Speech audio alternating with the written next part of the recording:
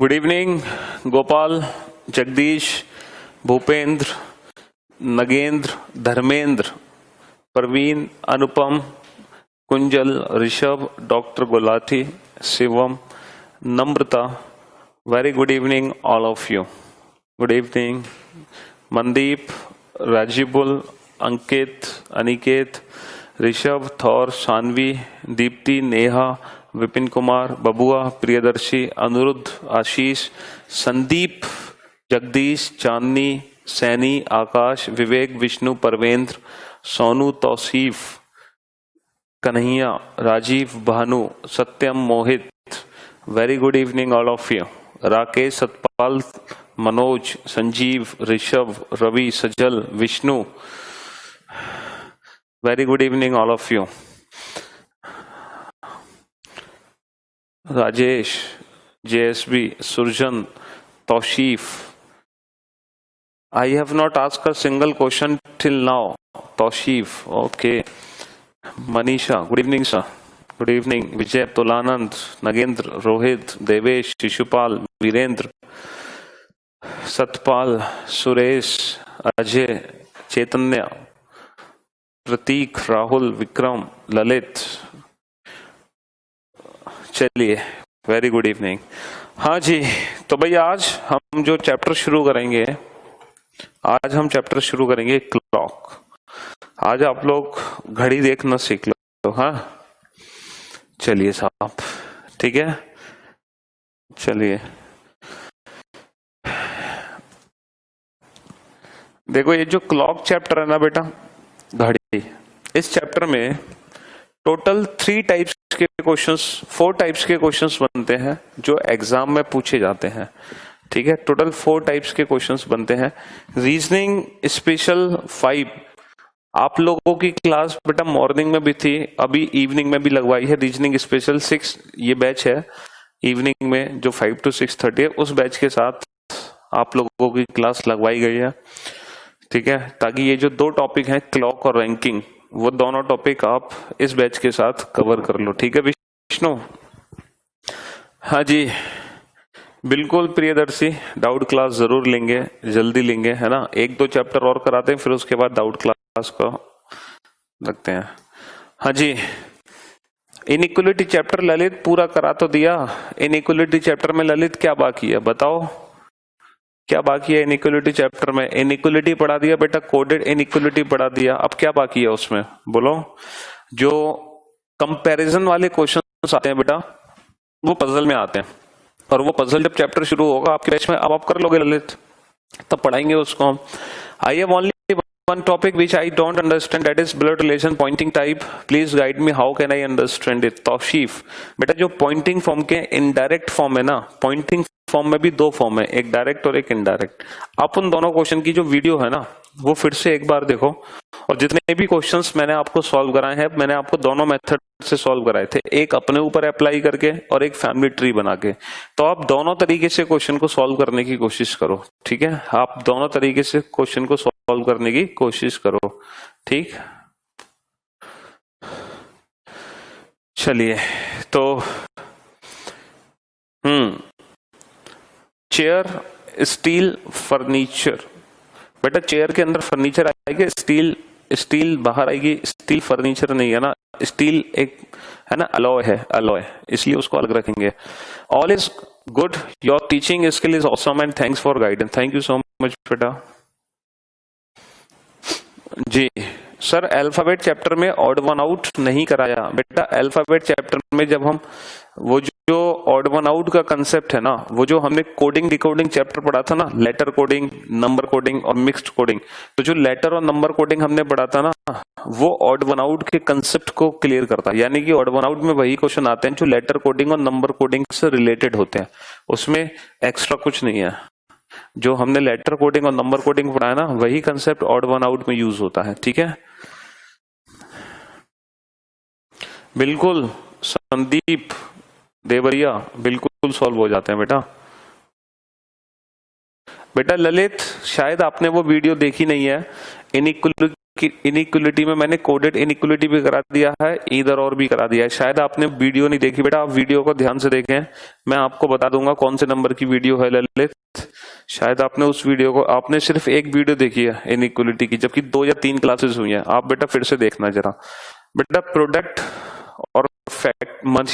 Product और machinery दोनों factory के अंदर आएंगे सतपाल, ठीक है। हाँ जी, तो चलिए भाई चैप्टर शुरू करते हैं क्लॉक।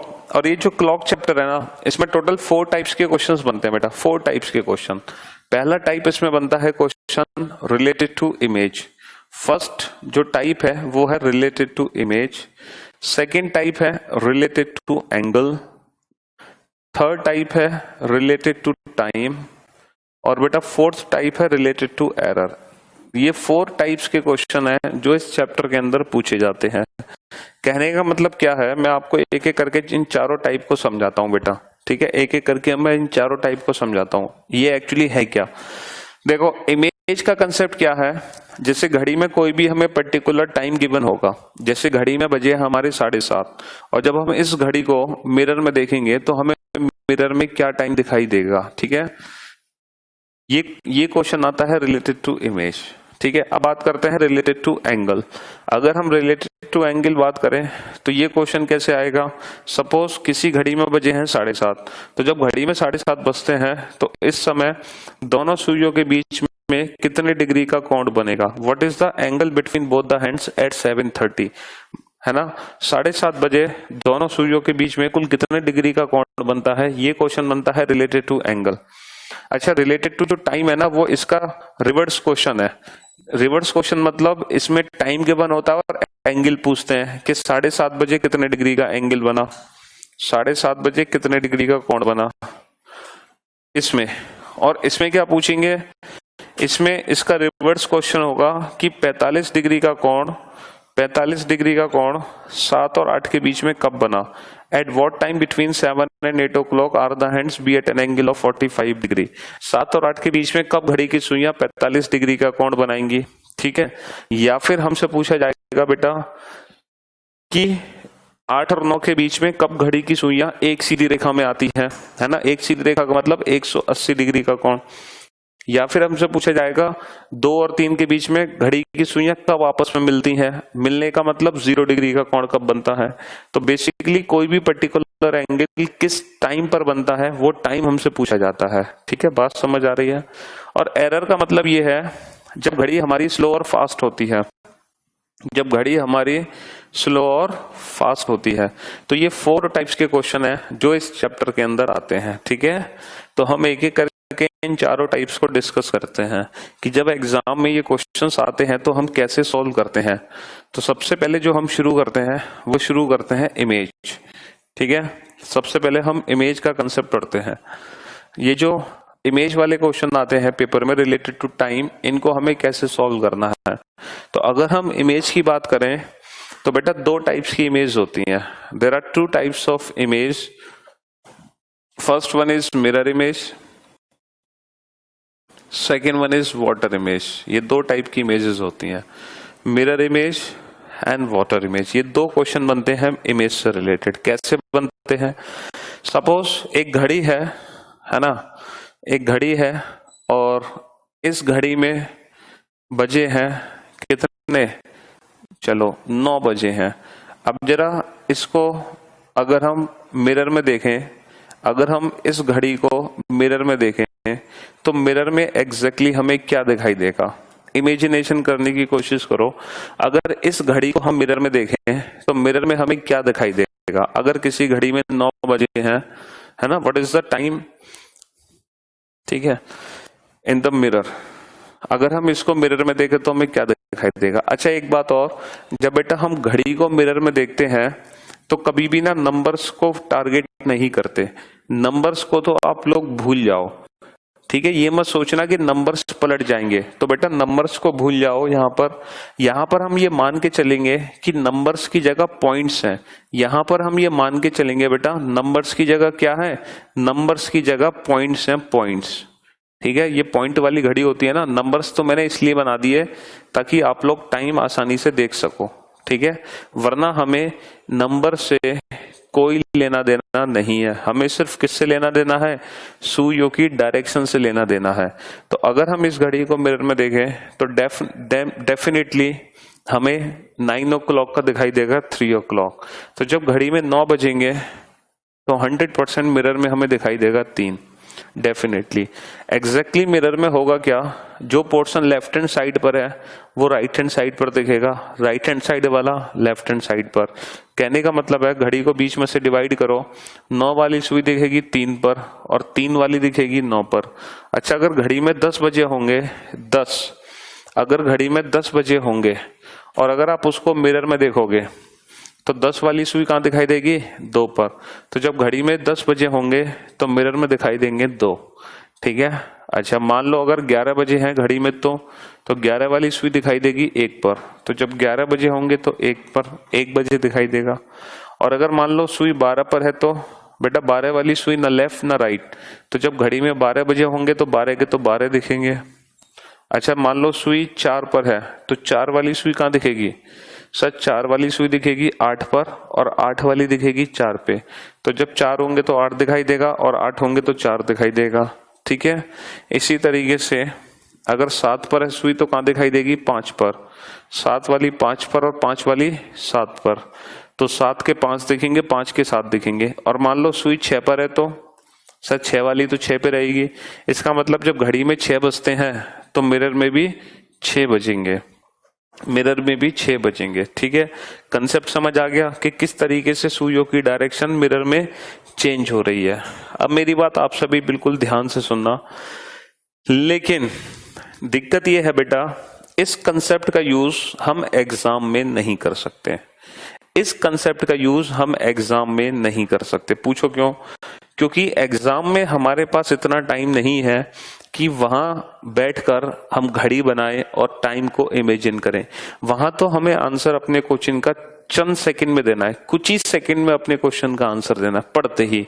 जैसे अगर मैं आपसे पूछूं, बताओ 2:48 हो रहे हैं और इसकी मिरर इमेज क्या बनेगी, तो क्या आप ये इमेजिनेशन कर पाओगे? अगर इमेजिनेशन कर भी पाओगे ना तो बहुत ज्यादा टाइम वेस्ट हो जाएगा, और इतना टाइम हमारे पास एग्जाम में नहीं होता। इसीलिए हम इस तरीके से इमेजिनेशन पेपर में नहीं कर सकते। तो आपको देखो कोई भी इमेजिनेशन करने की जरूरत नहीं है। मैं आपको एक बहुत छोटी सी ट्रिक बताता हूँ। मिरर इमेज का कोई भी क्वेश्चन आ जाए, मिरर इमेज का कोई भी क्वेश्चन आ जाए, चाहे तो वो आपसे एक्चुअल टाइम से मिरर का टाइम पूछे या फिर मिरर के टाइम से एक्चुअल टाइम पूछे, इन दोनों में से कोई भी पूछे, आपको कुछ नहीं करना। सिंपल दिए गए समय को 12 में से घटा दो, और जैसे ही आप 12 में से घटाओगे आपका डायरेक्ट आंसर निकल के आ जाएगा, वो भी without any imagination and even without using any pen और पेपर। सीधा 12 में से कम कर दो, डायरेक्ट आंसर निकल के आ जाएगा।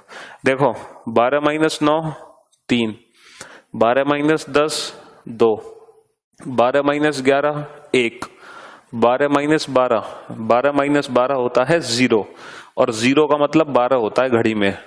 12 - 4 8, 12 - 7 5, 12 - 6 6। तो किसी भी समय को अगर हमें उसकी मिरर इमेज पता लगानी है या फिर मिरर इमेज के समय से एक्चुअल टाइम पता करना है, मतलब दोनों में से कोई भी पता करना है, तो आप सीधा 12 में से घटा दो, डायरेक्ट आंसर निकल के आ जाएगा। 12 - 1 11, 12 - 11 1। ठीक है, किसी भी टाइम को। तो ये एक सीधा सा सिंपल सी ट्रिक है मिरर इमेज की। अगर हम किसी भी समय की मिरर इमेज देखना चाहते हैं तो दिए गए टाइम को 12 में से कम कर दो, डायरेक्ट आंसर निकलेगा, वो भी विदाउट एनी इमेजिनेशन। चलो अब 12 में से 2:48 को माइनस करते हैं। बेटा 12 में से जब 2:48 माइनस करोगे तो सबसे बड़ी प्रॉब्लम आएगी कि 0 में से 48 को कम नहीं किया जा सकता। 0 में से 48 को कम नहीं किया जा सकता।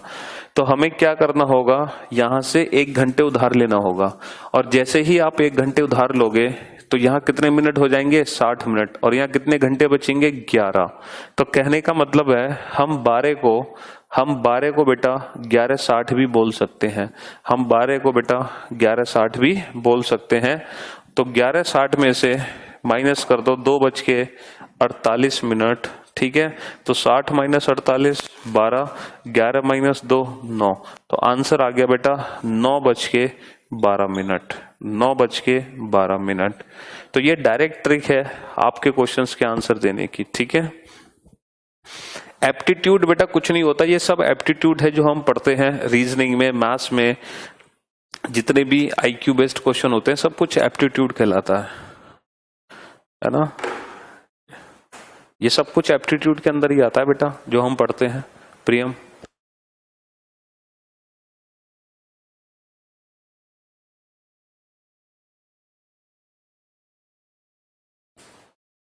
तो ये मिरर इमेज की एक छोटी सी ट्रिक थी बेटा, ठीक है।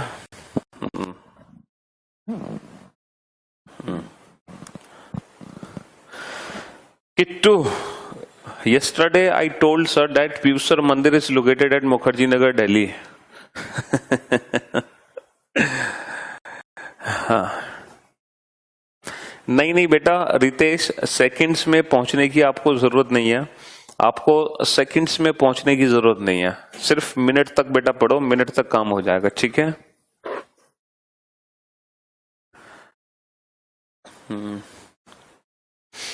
अनीश, डेली बेटा डेली प्रैक्टिस कर लो पजल चैप्टर की, तो है ना, डेली 2-4 1-2 क्वेश्चन पजल चैप्टर के डेली लगाते रहो।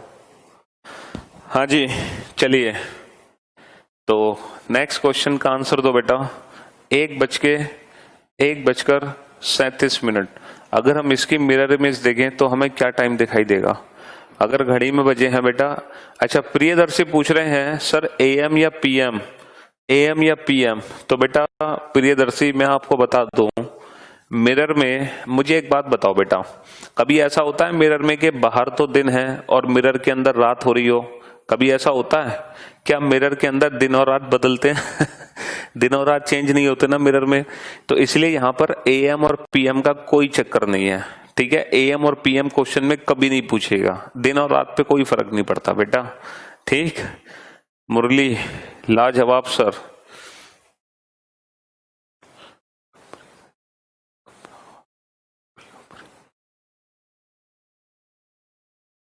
बीओ परी क्या चीज होती है बेटा?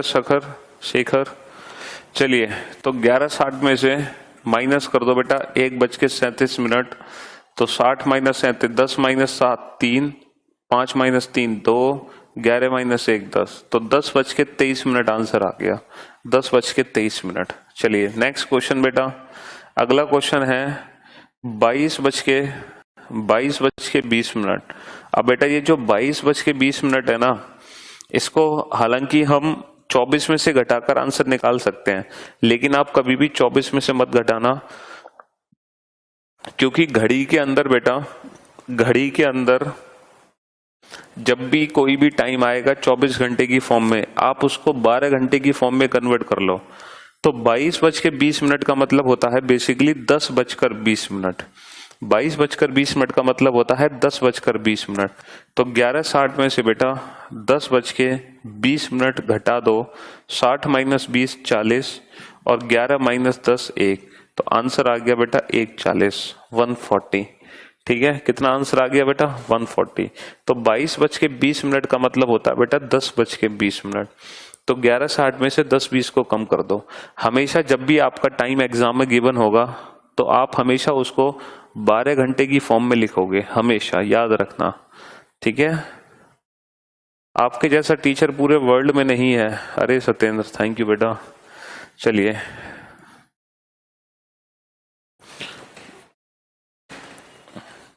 नेक्स्ट क्वेश्चन पर आते हैं बेटा। घड़ी में बजे हैं 11:30, तो मिरर में क्या दिखाई देगा, है ना? अगर घड़ी में बजे हैं बेटा 11:30, तो मिरर में क्या दिखाई देगा? तो अब कुछ स्टूडेंट सोच रहे होंगे सर 11:30 का तो 11:30 ही दिखाई देगा, है ना, इमेजिनेशन से। तो बेटा अब जो मैंने ट्रिक बताई है ना, उस ट्रिक का यूज करो। 11:60 में से अगर हम इसको घटा दें 11:30 को, तो 60 - 30 30, 11 - 0 0, तो 0:30। 0:30 का मतलब है 12:30। 12:30। एक्चुअली होता यह है कि जब 11:30 बजते हैं तो 11:30 पे ऐसे बजते हैं, यानी कि ये जो सुई होती है ये 11 और 12 के बीच में होती है, ठीक है। अब जब इसकी मिरर इमेज देखोगे तो ये सुई ऐसे हो जाएगी 12 और 1 के बीच में, तो 11:30 के दिखेंगे 12:30 और 12:30 के दिखेंगे 11:30, ठीक है।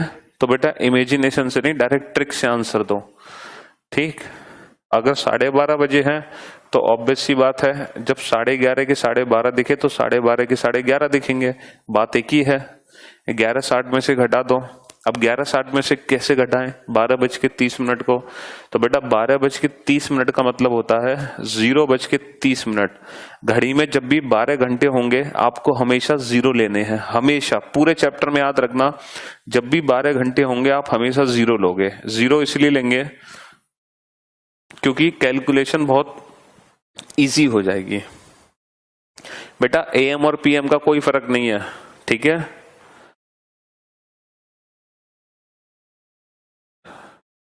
मास्टर ऑफ अप्रोचेस रोहित तो ये एक छोटी सी ट्रिक थी मिरर इमेज की। अब आप मिरर इमेज के किसी भी क्वेश्चन को विद इन 3-4 सेकेंड सॉल्व कर सकते हो, मतलब 3 से 4 सेकेंड में अब आप किसी भी क्वेश्चन की मिरर इमेज बना सकते हो, किसी भी टाइम की, चाहे कोई भी टाइम आपको दे दे, आपको 2 से 3-4 सेकेंड लगेंगे मिरर इमेज निकालने में।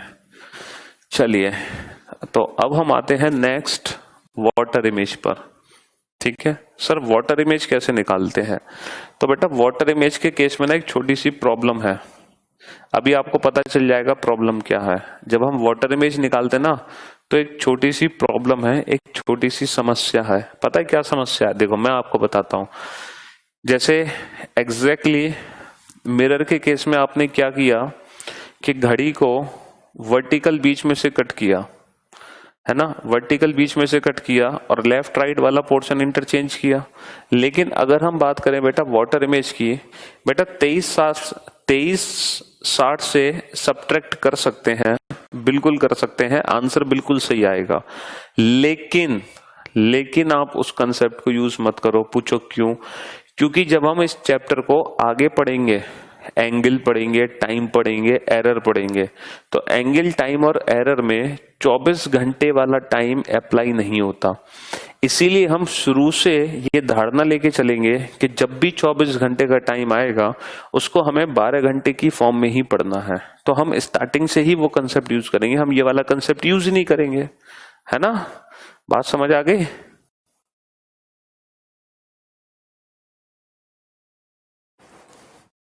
हाँ जी। तो मिरर इमेज के केस में तो हमने घड़ी को वर्टिकल बीच में से कट किया था, लेकिन वाटर इमेज के केस में हॉरिजॉन्टल बीच में से कट करते हैं। अब हमें क्या करना है, जो सुई 3 और 9 से जितना ऊपर है वो सुई 3 और 9 से उतना नीचे दिखाई देगी पानी में। जैसे पानी में मान लो कोई सुई 3 पर है तो 3 वाली तो सुई बेटा 3 पे रहेगी और 9 वाली सुई बेटा 9 पे रहेगी। लेकिन अगर कोई सुई 2 पर है तो बेटा पानी में 2 वाली सुई दिखाई देगी 4 पे, और 4 वाली दिखाई देगी 2 पर, 1 वाली दिखाई देगी 5 पर, 5 वाली दिखाई देगी 1 पर, 12 वाली दिखाई देगी 6 पर, 6 वाली दिखाई देगी 12 पे। अच्छा 11 वाली सुई दिखाई देगी 7 पर और 7 वाली 11 पे। अच्छा 10 वाली दिखाई देगी 8 पर और 8 वाली 10 पे, और 9 वाली सुई बेटा 9 पे रहेगी, ना ऊपर ना नीचे। तो पानी में जो चेंजेस होगा वो ऐसे चेंज होता है और मिरर में ऐसे चेंज होता है, ठीक है। अब परेशानी क्या है वाटर इमेज में, पता है सबसे बड़ी समस्या क्या है, अभी आपको पता चलेगा। मैं एक छोटा सा टाइम आपको देता हूं और कोशिश करना आप इसकी वाटर इमेज बनाओ, ठीक है। एक छोटा सा टाइम है और यस ये टाइम है, और आप इसकी वाटर इमेज बनाओ और सोचो जरा, जब हम पानी में देखेंगे इसको तो हमें क्या समय दिखाई देगा। देखो जब आप इसको पानी में देखोगे तो पहली बात तो बेटा नंबर्स को तो भूल जाओ, नंबर्स को भूल जाओ, क्योंकि मैंने आपसे कहा पॉइंट वाली घड़ी है। नंबर्स तो मैं इसलिए बना रहा हूं ताकि आप लोग टाइम आसानी से देख सको, बाकी आप लोगों का नंबर से कोई लेना देना नहीं है। हाँ जी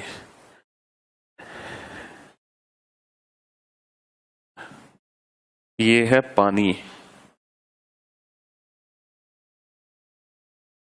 ये पानी मैंने बना दिया, पानी के अंदर घड़ी बना दी, ठीक है। चलिए, तो अब मुझे एक बात बताओ बेटा, ये जो 6 वाली सुई है, 6 वाली सुई पानी में कहाँ दिखेगी सर? 12 पे दिखेगी। 6 वाली सुई कहाँ दिखेगी? 12 पे दिखेगी। बड़ी सुई 100% 12 पे दिखेगी। भाई 6 वाली सुई पलट के कहाँ पहुंचेगी? 12 पे पहुंचेगी। अब मुझे एक बात बताओ, अगर छोटी सुई हमारी 2 पर होती तो ये पानी में दिखती 4 पर, और अगर छोटी सुई 1 पर होती तो पानी में दिखती 5 पर। अब सबसे बड़ी समस्या है, ना तो सुई 1 पर है, ना सुई 2 पर है, वो तो 1 और 2 के ठीक बीच में है। तो जो 1 और 2 के ठीक बीच में है वो पानी में दिखेगी 4 और 5 के ठीक बीच में। और अगर छोटी सुई 4 और 5 के ठीक बीच में दिखेगी, अगर छोटी सुई 4 और 5 के ठीक बीच में दिखेगी, तो बेटा हम इस समय को क्या बोलेंगे? क्या हम इस समय को 5 बोल सकते हैं? सर नहीं बोल सकते। क्या हम इस समय को 4 बोल सकते हैं? नहीं बोल सकते, क्योंकि बेटा छोटी सुई ना तो 5 पर है ना 4 पर है, वो तो 4 और 5 के बीच में है। और जब छोटी सुई 4 और 5 के बीच में है तो हम अपना एग्जैक्ट आंसर नहीं दे सकते। और यही समस्या है वाटर इमेज के केस में, कि जब हम वाटर इमेज बनाते हैं तो हमारी जो इमेज होती है बेटा वो परफेक्ट इमेज नहीं बनती, वो परफेक्ट इमेज नहीं बनती। जैसे मिरर इमेज तो एकदम परफेक्ट इमेज बनती है, मिरर इमेज तो एकदम परफेक्ट इमेज बनती है, लेकिन वाटर इमेज परफेक्ट इमेज नहीं बनती, वाटर इमेज परफेक्ट इमेज नहीं बनती। अब पूछोगे क्यों नहीं बनती? अरे बेटा पानी के अंदर घड़ी है तो घड़ी खराब नहीं होगी क्या? बेटा ये घड़ी जो है ना ये खराब हो चुकी है, पानी चला गया उसमें। अब बात यही आती है कि सर जब एग्जैक्ट इमेज नहीं बनती तो फिर पेपर में क्वेश्चन क्यों आता है? तो बेटा एक्चुअली पेपर में ना हमसे अप्रोक्सीमेट टाइम पूछा जाता है। अप्रोक्सीमेट टाइम क्या होगा? अगर घड़ी में 1:30 बजे हैं तो पानी में अप्रोक्सीमेट क्या दिखेगा? अब देखो मैं नंबर्स को हटा देता हूं। अगर मैं नंबर्स को हटा दूं, क्योंकि नंबर्स तो वैसे भी नहीं होंगे, ठीक है, नंबर्स तो वैसे भी नहीं होंगे, नंबर्स को मैं हटा देता हूं। अब बताना क्या आंसर आएगा? अब घड़ी को देखती है, आप बोलोगे सर 5 आंसर है। कितना आंसर है? 5 आंसर है।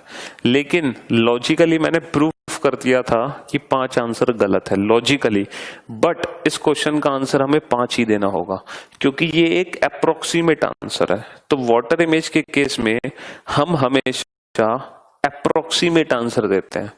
अब जब अप्रोक्सीमेट आंसर की बात हो रही है तो कभी कभी ये होगा कि ऑप्शन में 5 नहीं दिया होगा, ऑप्शन में 5 नहीं दिया होगा, और अगर ऑप्शन में 5 ना दिया हो तब हमें 4 आंसर भी टिक करना पड़ सकता है, ठीक है। अगर ऑप्शन में 5 आंसर ना दिया हो बेटा तो हमें 4 आंसर भी टिक करना पड़ सकता है, क्योंकि ये अप्रोक्सीमेट आंसर है और अप्रोक्सीमेट आंसर 5 भी है। और अगर 5 नहीं है तो फिर हमारी मजबूरी होगी कौन सा आंसर देना? 4 आंसर देना, ठीक है, क्योंकि छोटी सुई 4 और 5 के ठीक बीच में है। हम डिसाइड नहीं कर पा रहे 4 है या 5, बट अप्रोक्सीमेट आंसर है, इसीलिए इस तरीके से हम आंसर देंगे, ठीक है। बिल्कुल सरोज, सब कुछ करा देंगे, टेंशन नॉट, ठीक है। तो ये छोटी सी समस्या थी वाटर इमेज के केस में, कि जो वाटर इमेज बनती है वो परफेक्ट नहीं बनती, वो अप्रोक्सीमेट इमेज बनती है।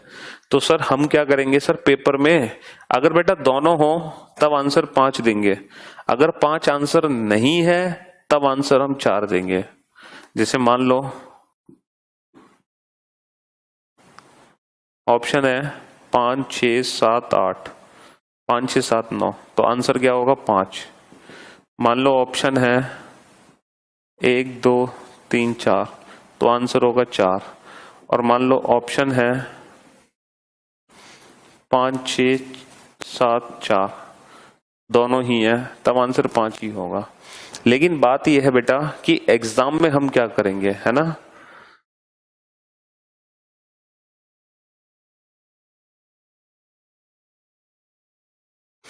बिल्कुल बिल्कुल नीलू, कंप्लीट प्रिपरेशन होगी, आप टेंशन मत लो, जब तक सिलेबस खत्म नहीं होगा तब तक क्लासेस होंगी, बेहिचक आप बिल्कुल भी परेशान ना हो, ठीक है। अब बात यह है सर कि जब एग्जाम में क्वेश्चन आएगा तो पेपर में हम क्या करेंगे। सर हमारी तो वैसे भी इमेजिनेशन इन मामलों में थोड़ी सी कमजोर है। इन मामलों में वैसे तो हमारी इमेजिनेशन बहुत तगड़ी है, वैसे तो हम बहुत कुछ इमेजिन कर लेते हैं, लेकिन एग्जाम में नॉन वर्बल रीजनिंग के क्वेश्चन इमेजिनेशन में हमारी हालत खराब हो जाती है।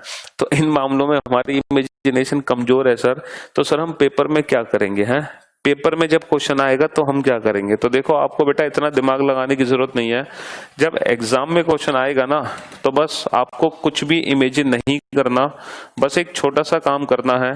जो भी क्वेश्चन एग्जाम में आए आप अपने क्वेश्चन को 18 घंटे 30 मिनट में से माइनस कर दो, आपका डायरेक्ट आंसर आ जाएगा, वो भी विदाउट एनी इमेजिनेशन। सीधा 18 घंटे 30 मिनट में से माइनस कर दो, 18 घंटे 30 मिनट में से।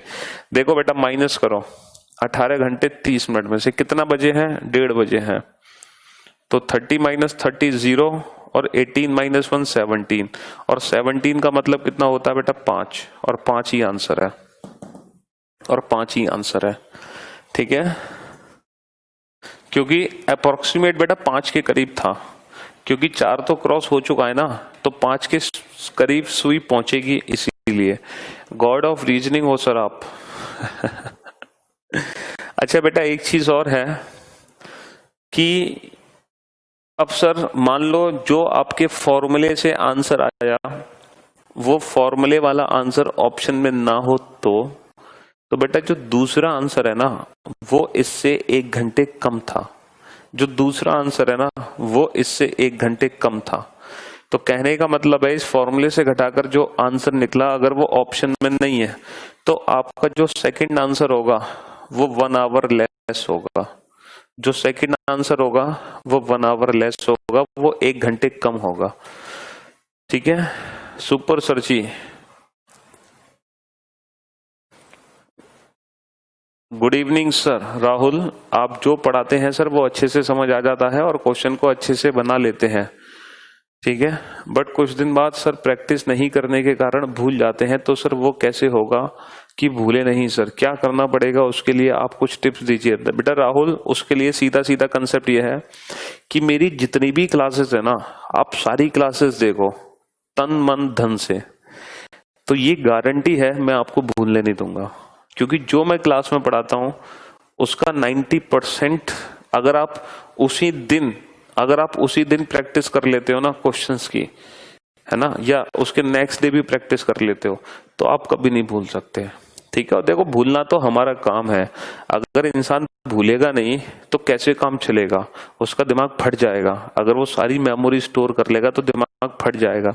तो भूलना तो बेटा इंसान का काम है, आप कोई मशीन थोड़ी हो, कंप्यूटर थोड़ी हो जो आपके अंदर मेमोरी फिक्स्ड हो गई।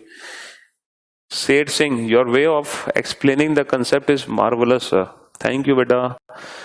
मिलना चाहते हैं आपसे जगदीश, बिल्कुल मिलिए बेटा, रीजनिंग के पापा हो आप।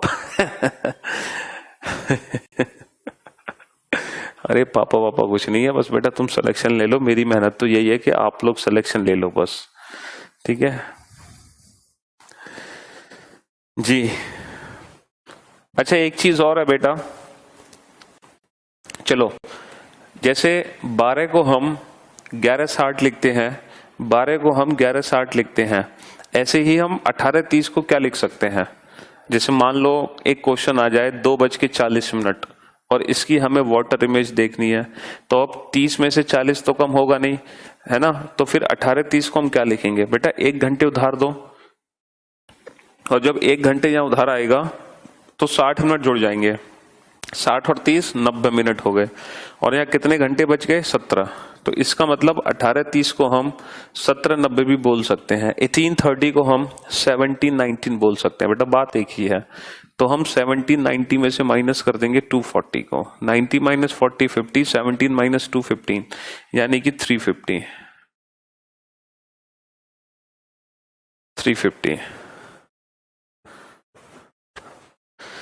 प्रतीक लाजवाब हो सर आप।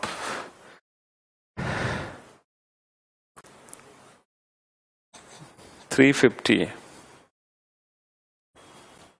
सर मिरर इमेज के केस में बैक और फॉरवर्ड ट्रू था, तो क्या वाटर में भी यही वाटर इमेज दिया हो तो ओरिजिनल टाइम? बिल्कुल बिल्कुल बिल्कुल बेटा, वाटर इमेज के लिए भी सेम कंसेप्ट है। चाहे तो एक्चुअल टाइम से वाटर का टाइम पूछे या वाटर के टाइम से एक्चुअल का टाइम पूछे, दोनों में से कोई भी पूछे, आपको अपने टाइम को 1830 में से माइनस करना है, सीधा आंसर निकल आएगा। ठीक है, सीधा आंसर निकल आएगा, सीधा 1830 में से माइनस करो। घड़ी में बजे हैं 23:12। वाटर इमेज में देखकर बताओ क्या दिखाई देगा? 23:12।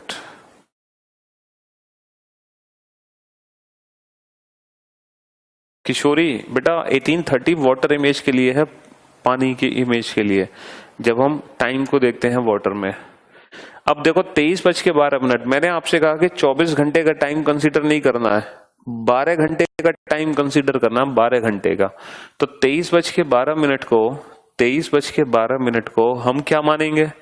हाँ, 23:12 का मतलब क्या है? 11:12। तो 11:12 को माइनस कर दो कितने में से? 18:30 में से। वाटर इमेज देखनी है ना, वाटर इमेज के लिए 18:30। 30 - 12 18, 18 माइनस क्या 7, तो 7:18। 7:18। ठीक है। संदीप देवरिया, कुछ नहीं है, सिंपल सी चीज मैंने आपको बताई है। अगर मिरर इमेज का कोई क्वेश्चन आ जाए तो 12 या 11:60 में से घटा दो। वाटर इमेज का कोई क्वेश्चन आ जाए तो 18:30 या 17:90 में से घटा दो। बस ये सिखाया और कुछ नहीं सिखाया। ठीक है, प्रदीप पहुंच रहा है बेटा मेरे पास तक, आप टेंशन क्यों ले रहे हो?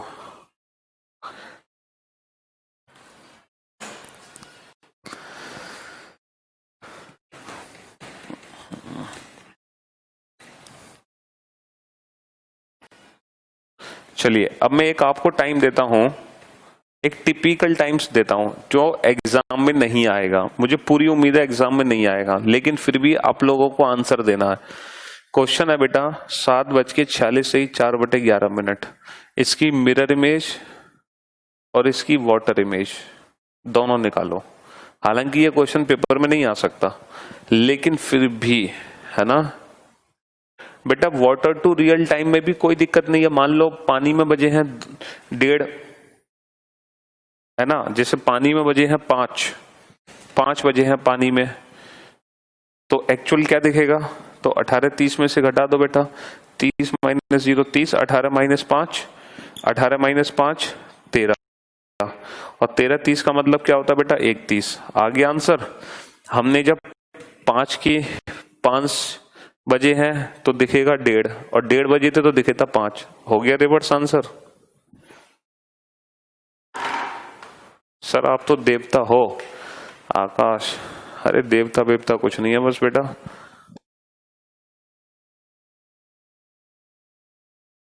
ये क्वेश्चन सॉल्व करो। हालांकि ये एग्जाम में नहीं आएगा, कंफर्म है बेटा। हाँ जी मनीषा, 6 डेज होगी बेटा।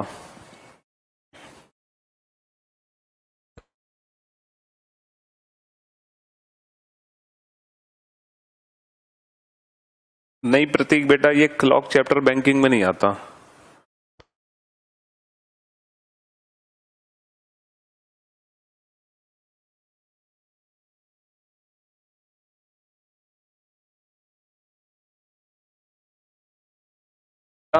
बेटा 17:90 में से तब करते हैं जब मिनट 30 से ज्यादा होते हैं। जैसे अगर यहां पर होते 40 मिनट तो हम 17:90 लेते, 50 मिनट तो 17:90 लेते, 20 मिनट तो 18:30 लेंगे। तो जब हमें मिनट 30 से ज्यादा घटाने हो तो फिर यहाँ 17:90 लिखते हैं। बात तो एक ही है ना बेटा।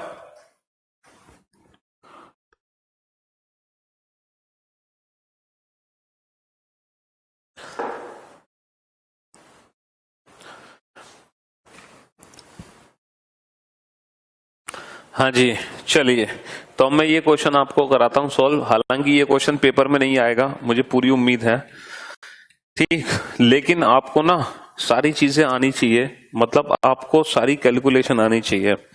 क्योंकि ये जो ट्रिक्स है ना, ये ऐसा नहीं कि ये ट्रिक्स सिर्फ सिंपल क्वेश्चन पे काम करती है। ये ट्रिक्स हर क्वेश्चन पे काम करती है, चाहे सेकंड्स का क्यों ना हो, आप हर क्वेश्चन का आंसर दोगे। ठीक है, चलिए तो देखते हैं 7:46 से ही 4/11। पहली बात तो ये है बेटा, 7:46 से ही 4/11 का मतलब है 46 से ही 4/11 को हम लिख सकते हैं 46 प्लस 4/11। 11 एलसीएम लो, 46 गुणा 11 प्लस 4, 506 प्लस 4/11, 510/11। ठीक है, तो कहने का मतलब है बेटा 7:46 से 4/11 का मतलब होता है 7:510/11। तो बेसिकली इसको आप घटाओ, इसको आप आसानी से घटा दोगे। ठीक है, इसको आप आसानी से घटा दोगे। कैसे घटाएं, कैसे घटाएं? देखो छोटी सी मैथ्स की कैलकुलेशन है, इसमें रीजनिंग का कोई रोल नहीं है।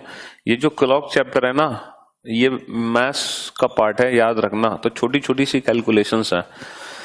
अब 11:60 में से इसको माइनस करना है 7:510/11 मिरर इमेज के लिए। तो बेटा 60 में से 510/11 कैसे माइनस होंगे? तो ये हो गया 60 माइनस 510/11, 11 एलसीएम आ गया, 660 माइनस 510 0, 150/11। तो आ गया 150/11 और ये आ गया 11 माइनस 7 4। तो 4:150/11। अच्छा 150/11 को हम क्या लिख सकते हैं? 11 एकम 11 बचे 4, 11 तिया 33 बचे 7, तो 13 से ही 60/11। तो 7:46 से ही 4/11 की जो मिरर इमेज बनेगी वो बनेगी 4:13 से ही 7/11। ठीक है, ये बन गई।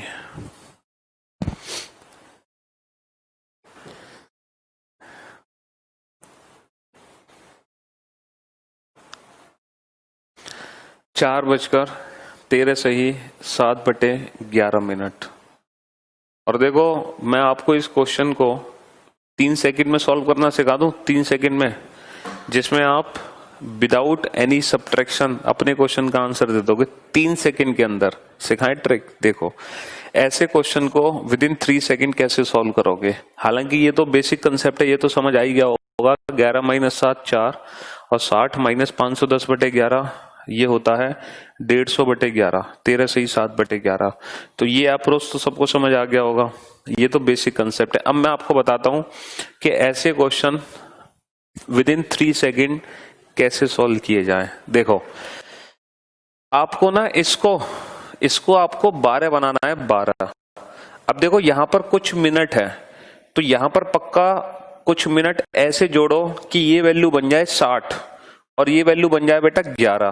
तो बेसिकली 1160 बनाना है आपको। इसको क्या बनाना है बेटा? 1160, क्योंकि 1160 में से घटाना है तो इसकी वैल्यू 1160 बनानी है। अब देखो बेटा ये वैल्यू 1160 कब बनेगी?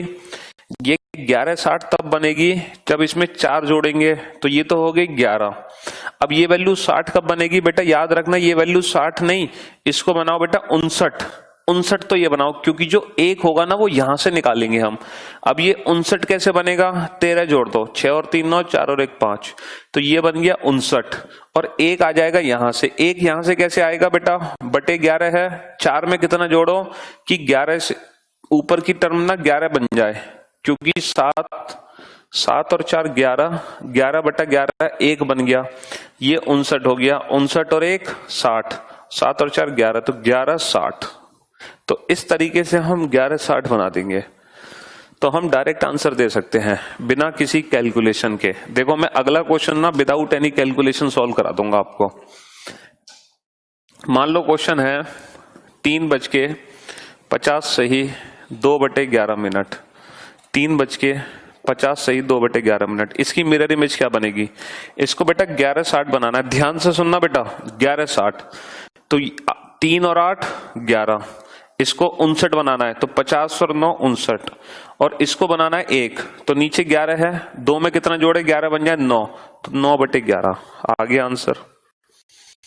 देखा, 3 सेकंड लगे, 3 सेकंड ये कैलकुलेशन करने में, 3 सेकंड। इसकी मिरर इमेज ये, इसकी मिरर इमेज ये, तो घटाने की जरूरत नहीं है, 3 सेकंड का काम है। एक और क्वेश्चन से समझो, एक और क्वेश्चन से समझो। 5:10 सही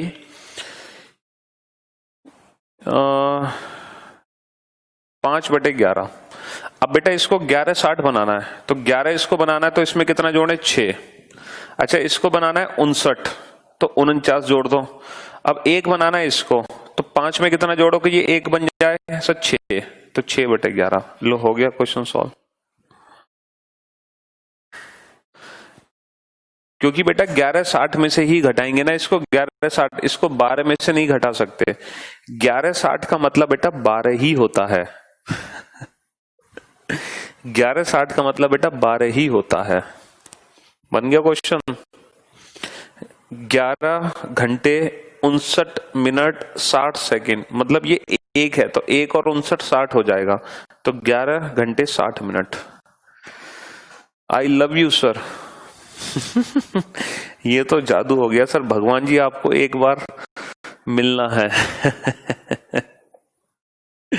बेटा 59 और 1 60 बनेगा ना, क्योंकि ये जो है ये भी तो जुड़कर 1 बनाएंगे, इसीलिए। ठीक है, तो ऐसी ही कैलकुलेशन अगर हम मैथ्स के पेपर में कर दें तो मैथ्स का पेपर हमारे लिए हलवा हो जाएगा, हलवा।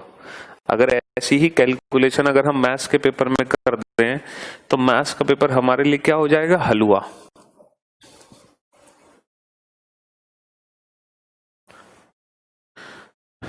मजा आ गया सर अश्वनी। बेटा मनीषा इसलिए तो करा रहा हूं मैं आपको अभी। अच्छा मान लो, अब देखो इनकी वाटर इमेज बनाते हैं, वाटर इमेज। अभी तो मैंने मिरर इमेज बनाना सिखा दी डायरेक्ट, अब मैं आपको वाटर इमेज बनाना सिखाता हूं। अब मुझे बताओ वाटर इमेज के लिए मैं इसको कितने में से घटाता सर, 1790 में से घटाता। कितने में से घटाता, 1790 में से। अब देखो इसको 1790 बनाना है, ठीक है, तो 10 में कितना जोड़े, 10 में कितना जोड़े 7, ये बन गया 17। अच्छा 90 नहीं, ये बनेगा 89, क्योंकि जो 1 आएगा ना बेटा वो यहां से आएगा। अब इसको 89 कैसे बनाए, 89 43 जोड़ दो और इसको 1 बना दो, यानी कि ये, तो ये इसकी वाटर इमेज बन गई बेटा, ये इसकी वाटर इमेज बन गई। जबरदस्त सर, मजा आ गया, आप जोश हाई कर देते हैं सर।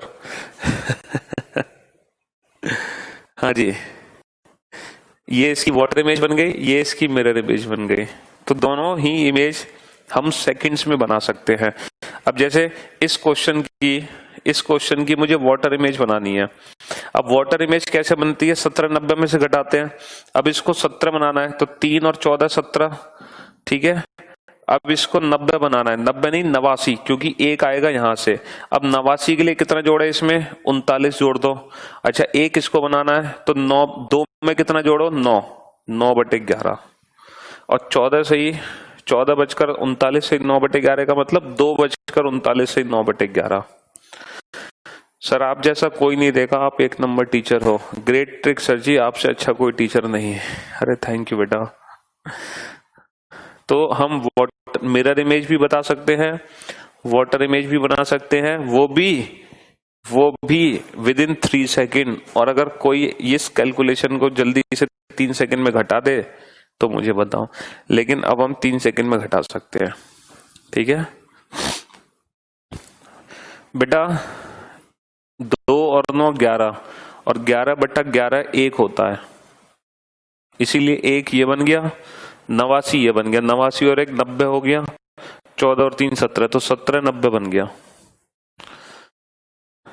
जैसे ये इसकी मिरर इमेज हो गई। अब इसकी वाटर इमेज कैसे बनाएंगे, इसको 1790 कैसे बनाएंगे, इसको 17 बनाने के लिए 12 जोड़ दो, इसको 89 बनाने के लिए 79 जोड़ दो, और इसको 5 में कितना जोड़ दो 6, तो आ गया 12/79 से ही 6/11। अब माइनस करो बेटा, माइनस करते रह जाओगे आप। 1160 क्योंकि बेटा मिरर इमेज के लिए 1160 में से घटाते हैं, इसलिए मिरर इमेज के लिए 1160 बनाते हैं। वाटर इमेज के लिए 1790 में से घटाते हैं, इसलिए 1790 बनाते हैं। बिल्कुल थॉर सी सेट के लिए बिल्कुल पर्याप्त है। मैंने RYP पर सी सेट रीजनिंग के क्वेश्चंस का डिस्कशन किया हुआ है, आप लोग देख लेना। जो आपने पढ़ा है ना रीजनिंग में, वही सी सेट में क्वेश्चंस पूछे गए हैं सारे के सारे। टोटल 27 क्वेश्चन आए थे यूपीएससी में रीजनिंग के, और 27 से 27 वो क्वेश्चन है जो हम क्लासेस में पढ़ते हैं। चाहो तो उस वीडियो को जरूर देखना, RYP पे पड़ी हुई है वो वीडियो मेरी। पीयूष वार्ष्णेय सर सी सेट के नाम से सर्च करना, यूपीएससी के नाम से।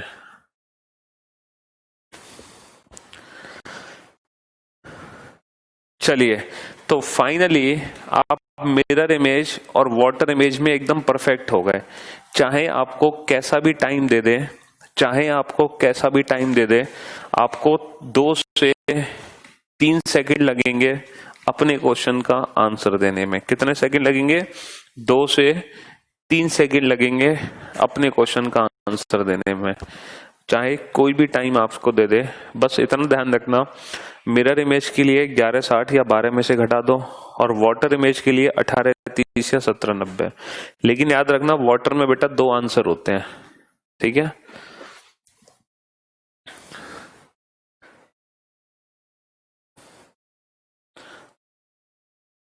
अगर मिनट की वैल्यू बेटा 30 से ज्यादा है, अगर मिनट की वैल्यू 30 से ज्यादा है तो हमेशा 1790 में से घटाते हैं। अगर मिनट की वैल्यू 30 से कम है तो फिर 1830 में से घटाते हैं, ठीक है। चलिए, अब आते हैं, पहला कंसेप्ट इमेज का बिल्कुल क्लियर हो गया। अब आते हैं सेकंड कंसेप्ट पर, related to angle. Related to angle, अब इस कंसेप्ट पर आते हैं, एंगल वाले कंसेप्ट पर। अच्छा, एंगल वाले कंसेप्ट पर आने से पहले हम घड़ी के बारे में कुछ बेसिक सी चीजें जानेंगे बेटा, ठीक है। घड़ी के बारे में हम कुछ बेसिक सी चीजें जानेंगे। किट्टू देख लो बेटा, मैंने बता तो दिया, हो सकता है, चलो हाँ, हो सकता है मैंने ध्यान नहीं दिया हो, आप देख लेना किट्टू, कोई परेशानी नहीं है उसमें। हाँ जी, एंगल पर आने से पहले घड़ी के बारे में हम कुछ बेसिक सी चीजें जानेंगे। किसी भी घड़ी में बेटा 3 सुई होती हैं, 1 मिनट की सुई होती है, 1 घंटे की सुई होती है, और 1 सेकंड की सुई होती है, ठीक है। 1 मिनट की सुई, 1 घंटे की सुई, 1 सेकंड की सुई, और ये तीनों सुइयां घड़ी के अंदर चक्कर लगाती हैं। मिनट की सुई भी घूमती है, घंटे की सुई भी घूमती है, सेकंड की सुई भी घूमती है। तो ये जो सुइयां घूम रही हैं, ये किसी ना किसी पर्टिकुलर स्पीड के साथ घूम रही हैं। घूम रही है या नहीं घूम रही? रंजीत, मैं उसका ध्यान रखूंगा, आप बिल्कुल भी परेशान ना हो, मुझे पता है ये बात। हाँ जी, तो जो तीनों सुई घूम रही हैं घड़ी के अंदर, ये किसी ना किसी पर्टिकुलर स्पीड से घूम रही है ना। तो ये जो मिनट की सुई की घूमने की स्पीड है वो क्या है? क्योंकि एग्जाम में क्वेश्चन आ चुका है मिनट की और घंटे की सुई की स्पीड को लेकर, इसीलिए इनकी स्पीड जानना बहुत जरूरी है। तो सबसे पहले हम जानते हैं कि घड़ी में मिनट की सुई किस स्पीड से घूमती है। मिनट की सुई की स्पीड क्या है? चाल देखो, अगर हम बात करें मिनट की सुई की, तो मिनट की सुई पूरा 1 चक्कर लगाने में कितना समय लेगी? बड़ी सुई पूरा 1 चक्कर लगाने में, सर मिनट की सुई घड़ी के अंदर पूरा 1 चक्कर लगाने में लेती है 1 घंटा। 1 घंटा यानी कि 60 मिनट। 60 मिनट में मिनट की सुई पूरा 1 चक्कर लगा लेती है। 1 घंटे में मिनट की सुई पूरा 1 चक्कर लगा लेती है। और 1 चक्कर की बात करें तो 1 चक्कर कितने डिग्री के इक्विवेलेंट होता है? 360 डिग्री के इक्विवेलेंट होता है, ठीक है। 360 डिग्री के इक्विवेलेंट होता है, यानी कि मिनट की सुई 11 मिनट की सुई 60 मिनट में 360 डिग्री घूमती है। तो मिनट की सुई 1 मिनट में कितना घूमेगी? 360 बटे 60 यानी कि 6 डिग्री घूमेगी। तो मिनट हैंड की स्पीड क्या आ गई निकल के? तो बेटा मिनट हैंड की स्पीड निकल कर आ गई 6 डिग्री पर मिनट। मिनट हैंड की स्पीड क्या निकल के आ गई? 6 डिग्री पर मिनट। तो मिनट की सुई घड़ी में 6 डिग्री प्रति मिनट के हिसाब से घूमती है, यानी कि 1 मिनट में मिनट की सुई कितना डिग्री चलती है? 6 डिग्री चलती है। तो जितने मिनट होते हैं मिनट की सुई उसका 6 गुना चलती है एंगल की फॉर्म में। अगर जैसे 2 मिनट होंगे तो 6 दूनी 12 चलेगी, 10 मिनट होंगे तो 60 डिग्री चलेगी। मतलब जितने मिनट होंगे उसका 6 गुना चलेगी एंगल की फॉर्म में मिनट की सुई। और अब हम बात करते हैं सेकंड की, सॉरी घंटे की सुई की। घंटे की सुई कैसे घूमती है? अगर हम बात करें घंटे की सुई की, तो जो घंटे की सुई होती है ना, वो पूरा एक चक्कर लगाने में, पूरा एक चक्कर लगाने में लेती है 12 घंटे। घंटे की सुई छोटी सुई 12 घंटे में पूरा एक चक्कर लगाती है, यानी कि 360 डिग्री। तो एक घंटे में कितना चलेगी? 30 डिग्री। एक घंटा मतलब 60 मिनट, 60 मिनट में कितना चलेगी? 30 डिग्री। तो फिर एक मिनट में कितना चली? Half degree. तो ये घंटे की सुई की स्पीड निकल कर आ गई हाफ डिग्री पर मिनट, हाफ डिग्री पर मिनट। ठीक है, हाफ डिग्री पर मिनट, ये घंटे की सुई की स्पीड निकल कर आ गई हाफ डिग्री पर मिनट। तो जो घंटे की सुई है जितने मिनट होते हैं उसका चलती है आधा। घंटे की सुई जितने मिनट होते हैं उसका चलती है आधा, और मिनट की सुई जितने मिनट होते हैं उसका चलती है 6 गुना। नोट कर लो इन दोनों स्पीड को फटाफट से। Good job Ashwini, very good.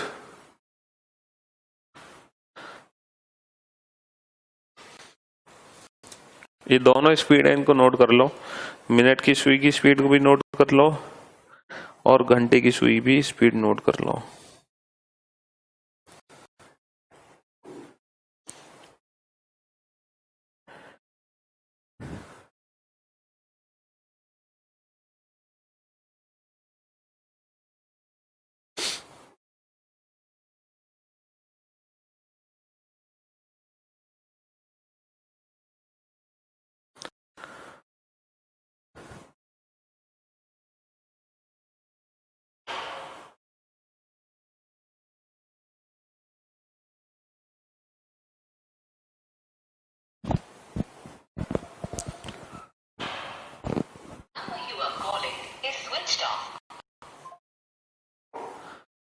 Twinkle twinkle little star, प्यूसर इज द सुपर स्टार। चलिए अब इससे रिलेटेड एग्जाम में देखो क्वेश्चन कैसे पूछा गया ये हम डिस्कस करते हैं। पेपर में क्वेश्चन कैसे आया इससे रिलेटेड वो डिस्कस करते हैं। देखो अगर मैं आपसे पूछूं question from 2 PM to 4 PM, how much angle cover by the hour hand? How much angle covered by the hour hand? घंटे की सुई कुल कितना डिग्री चलेगी? And how much angle covered by the minute hand? Minute की सुई कुल कितना डिग्री चलेगी? बताओ। 2 बजे से लेके 4 बजे तक घंटे की सुई कुल कितना डिग्री चलेगी और मिनट की सुई कुल कितना डिग्री चलेगी? 2 बजे से लेके 4 बजे तक। Thank you so much Namrata, Kittu, thank you बेटा। तो आंसर देने का बहुत ही बेस्ट अप्रोच मैंने आपको बताया है कि आप टोटल मिनट कैलकुलेट कर लो। देखो 2 से 4 कुल 2 घंटे हैं, 2 घंटे का मतलब 120 मिनट। और मैंने आपको सिंपल सा अप्रोच बता दिया कि जो घंटे की सुई है जितने मिनट है उसका हाफ चलती है, तो 120 का हाफ कर दो यानी कि 60 डिग्री। अच्छा, और जो मिनट हैंड है जितने मिनट हैं उसका 6 टाइम्स चलती है, तो 120 का 6 गुना, 6 टाइम्स कर दो 720 डिग्री।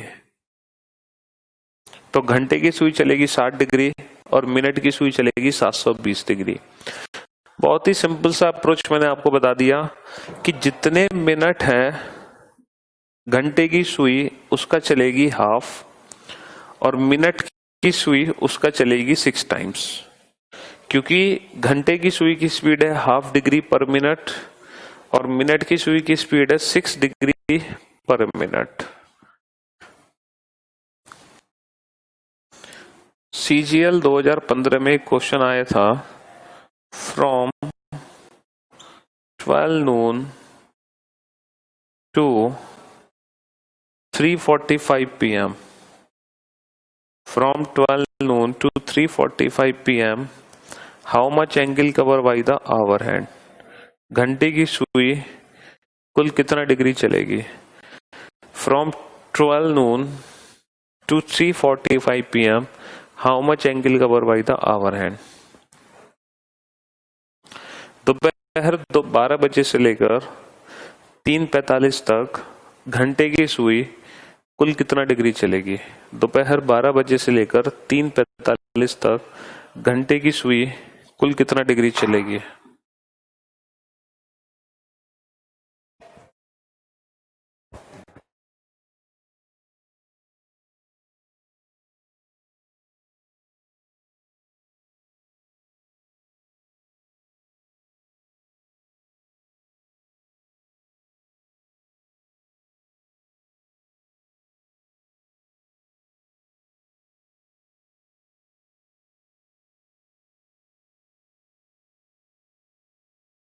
नहीं प्रतीक, सेकंड हैंड का क्वेश्चन नहीं आता, लेकिन अगर आई भी तो उसके लिए 360 डिग्री पर मिनट है, वो 1 मिनट में पूरा 360 डिग्री चलती है सेकंड की सुई, लेकिन आता नहीं है क्वेश्चन उस रिगार्डिंग।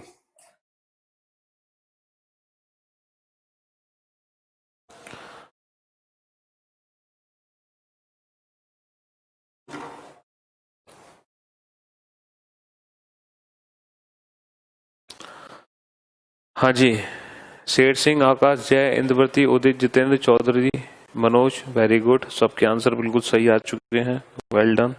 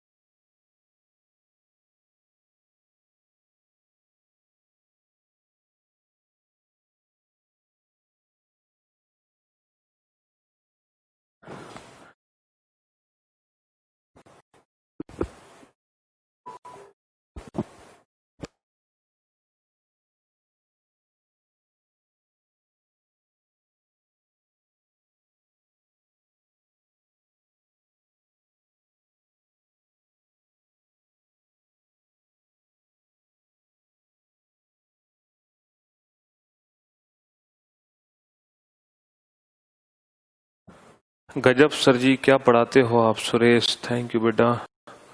Thor, thank you.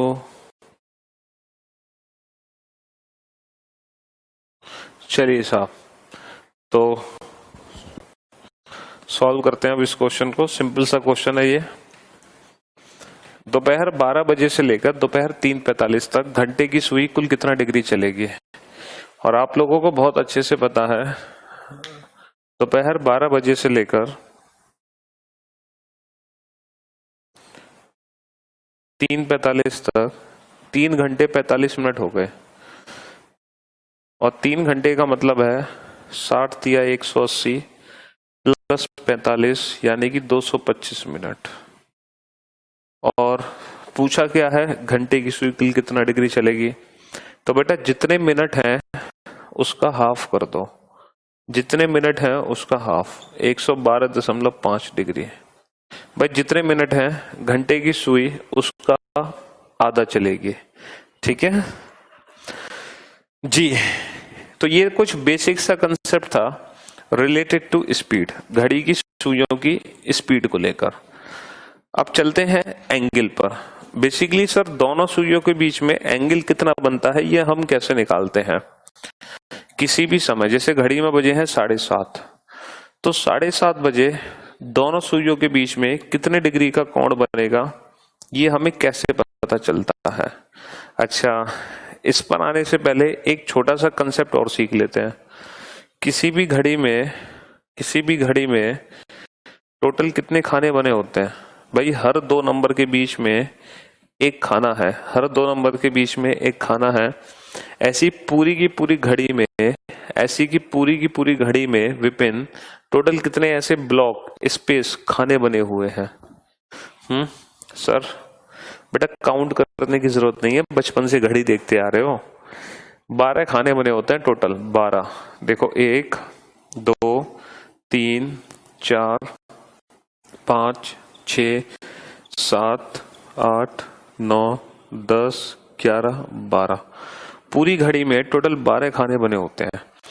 अच्छा, ये जो पूरा गोला है ये कितने डिग्री का है? 360 डिग्री का। अगर मैं एक खाने की वैल्यू पूछूं तो इसको 12 से भाग दोगे, यानी कि 30 डिग्री। तो घड़ी के अंदर हर 2 नंबर के बीच में 30 डिग्री का स्पेस होता है। हर 2 नंबर के बीच में 30 डिग्री का स्पेस होता है, 30 डिग्री का स्पेस। तो अगर हम इसके अकॉर्डिंग अपना आंसर निकालते हैं तो बेटा ये कितनी डिस्टेंस है? 30 डिग्री। और ये 7 और 8 के ठीक बीच में है तो ये 15 डिग्री और, तो 30 और 15 कितने डिग्री हो गया? 45 डिग्री। तो 7:30 बजे दोनों सुइयों के बीच में कितने डिग्री का कोण बनता है? 45 डिग्री का कोण। अब मैं अगर आपको ऑप्शन दूं 44, 30, 315, नन ऑफ दीज, इनमें से कोई नहीं, तो आप कौन सा ऑप्शन टिक करोगे? आप ऑप्शन टिक करोगे option D, none of these, इनमें से कोई नहीं, क्योंकि 45 डिग्री ऑप्शन नहीं है ना। अब मेरी बात ध्यान से सुनना बेटा, घड़ी के बीच में नो डाउट जब घड़ी में 7:30 बजते हैं तो 7:30 बजे पक्का 45 डिग्री का ही कोण बनता है। लेकिन बेटा मुझे एक बात बताओ, अगर ये दोनों सुइयों के बीच का कोण है तो क्या ये एंगल दोनों सुइयों के बीच में नहीं है? ये भी तो है। और अगर इस एंगल की वैल्यू 45 डिग्री है तो बेटा इस एंगल की वैल्यू कितनी होगी? सर इस एंगल की वैल्यू होगी 360 माइनस 45, यानी कि 315 डिग्री। तो इसीलिए इस क्वेश्चन का जो आंसर होगा वो आंसर होगा ऑप्शन सी, 315 डिग्री। क्या आंसर होगा बेटा? Option C, 315 degree. किसी भी घड़ी में एक साथ 2 एंगल बनते हैं, किसी भी घड़ी में एक साथ 2 एंगल बनते हैं। तो 7:30 बजे कितने एंगल बने? 45 डिग्री और 315 डिग्री। ये हमारे क्वेश्चन का परफेक्ट आंसर है। अगर सर मान लो ऑप्शन में 45 डिग्री बी हो तब क्या करोगे? 45, 30, 315, तो एक ऑप्शन होगा ए एंड सी बोथ। अब क्या ऑप्शन टिक करेंगे? अब हम ऑप्शन टिक करेंगे option D, A and C both. बेटा जब भी दोनों सुइयों के बीच में कोण पूछेगा, what is the angle between both the hands eight 7:30, तो ये जो बोथ द हैंड्स की बात हो रही है ना, what is the angle between both the hands eight 7:30, 7:30 बजे घड़ी की दोनों सुइयों के बीच, दोनों सुइयों के बीच, ये जो दोनों सुई है ना, ये बाय डिफॉल्ट मिनट और आवर, मिनट की सुई और घंटे की सुई की बात है। चाहे हम मिनट की सुई और घंटे की सुई के बीच में पूछे कौन, या हम पूछे घंटे की सुई और मिनट की सुई के बीच में, बात एक ही है। कुछ स्टूडेंट हैं वो कहते हैं सर हमारे सर तो बोलते हैं मिनट और घंटे के बीच में अलग होता है और घंटे और मिनट के बीच में अलग होता है। तो बेटा बात एक ही है, between both the hands, between minute and hour hand, between hour hand minute hand, बात एक ही है। ठीक है। अच्छा, अगर मान लो गलती से A and C both option ही ना हो और ऑप्शन हो 45, 30, 315, 330, अब क्या ऑप्शन टिक करेंगे? तो बेटा हालांकि है तो ये प्रिंटिंग मिस्टेक, हालांकि बेटा है तो ये प्रिंटिंग मिस्टेक है ना, ये प्रिंटिंग मिस्टेक है, लेकिन इस सिचुएशन में जो हम ऑप्शन टिक करेंगे ना, वो ऑप्शन टिक करेंगे ऑप्शन ए, 45 डिग्री। तो घड़ी की दोनों सुइयों के बीच कितने डिग्री का कोण बना? 45 डिग्री का कोण। हालांकि 315 भी इस क्वेश्चन का आंसर है। तो यहां पर आंसर बना 315, यहां पर आंसर बना A and C both, A and C both, but यहां पर A and C both option दे नहीं सकते क्योंकि ऑप्शन ही नहीं है, तो इसलिए हम छोटा कोण टिक कर देंगे। तो किसी भी घड़ी में एक साथ कितने एंगल बनते हैं बेटा? 2 एंगल बनते हैं। एक साथ कितने एंगल बनते हैं? 2 एंगल, एक छोटा और एक बड़ा। लेकिन सर जब एग्जाम में क्वेश्चन आएगा तो पेपर में कैसे सॉल्व करेंगे इस क्वेश्चन को? है एग्जाम में हम कैसे सॉल्व करेंगे? ये तो हमने इमेजिनेशन से आंसर दे दिया, लेकिन जब पेपर में क्वेश्चन आएगा तो कैसे सॉल्व करें हम? तो बेटा मैं आपको बता दूं, अच्छा एक बात बताओ, किसी भी टाइम किसी भी समय कितने एंगल बनते हैं? 2 एंगल बनते हैं ना। अगर इन दोनों में से मैं किसी एक, अगर इन दोनों में से बेटा मैं किसी एक एंगल को निकालना सिखा दूं तो सेकंड एंगल आप खुद से निकाल सकते हो? बिल्कुल सर, 360 में से घटाकर एक एंगल निकालने की ट्रिक लिख लो डायरेक्ट, कि दोनों सुइयों के बीच में कैसे हम एंगल निकालते हैं। 60h माइनस 11m बाई 2, ये एंगल निकालने की डायरेक्ट ट्रिक है। Where H stand for hours and M stand for minutes. ठीक है, जैसे अगर मैं आपसे कहूं 7:30 बजे दोनों सुइयों के बीच कितने डिग्री का कोण बनेगा, तो बेटा यहां पर कितने घंटे हैं? 7, और कितने मिनट हैं? 30। और ये जो साइन है ना बेटा, इस साइन का मतलब होता है डिफरेंस। डिफरेंस यानी कि अंतर, हमें लेना है बेटा अंतर। डिफरेंस यानी कि अंतर, हमें इन दोनों का अंतर चाहिए, यानी कि नेगेटिव वैल्यू नहीं ले सकते। अब देखो फॉर्मूला अप्लाई करो, 60h, h की वैल्यू क्या है? 7 माइनस 11m, m की वैल्यू क्या है? 30/2, तो 420 माइनस 330/2, 90/2, और डायरेक्ट हमारे क्वेश्चन का आंसर आ गया 45 डिग्री। लेकिन बेटा फॉर्मूले से एक ही आंसर निकलेगा, दूसरा नहीं निकलेगा। और दूसरा आंसर कैसे निकालेंगे सर? 360 में से घटा दो, 360 माइनस 45, 315 डिग्री। लो, दोनों आंसर आ गए। तो ये डायरेक्ट ट्रिक है किसी भी समय पर दोनों सुइयों के बीच में कोण निकालने की।